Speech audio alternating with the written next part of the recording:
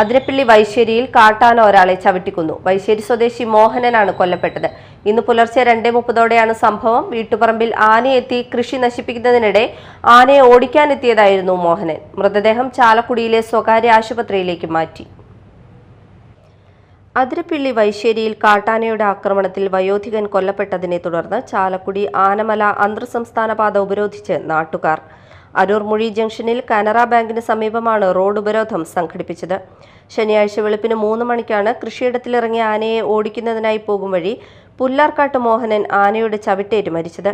രാവിലെ 10 മണിക്ക് ആരംഭിച്ച ഉപരോധ സമരം MLA, വനം വകുപ്പിലെ ഉന്നത ഉദ്യോഗസ്ഥരുമായി ഫോണിലൂടെ ആശയവിനിമയം നടത്തിയതിനെ തുടർന്ന് ജൂൺ 1-ന് വനം വകുപ്പ് മന്ത്രിയുടെ സാന്നിധ്യത്തിൽ യോഗം ചേർന്ന് അക്രമകാരിയായ ആനയെ കാടുകയറ്റുക, ഫെൻസിംഗ് നിർമ്മാണം അടിയന്തരമായി പൂർത്തീകരിക്കുക തുടങ്ങിയ ആവശ്യങ്ങൾ പരിഹാരം കാണും എന്ന ഉറപ്പിന്മേൽ അവസാനിപ്പിച്ചു.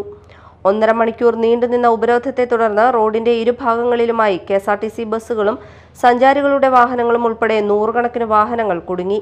പഞ്ചായത്ത് പ്രസിഡന്റ് KS സതീഷ് കുമാർ, ജില്ലാ പഞ്ചായത്ത് അംഗം ഡാർലി പോൾ, ബ്ലോക്ക് പഞ്ചായത്ത് അംഗം KK റിജേഷ്, ഗ്രാമപഞ്ചായത്ത് അംഗങ്ങൾ, രാഷ്ട്രീയ പാർട്ടി പ്രതിനിധികൾ എന്നിവരുടെ നേതൃത്വത്തിലാണ് ജനങ്ങൾ റോഡ് ഉപരോധിച്ചത്.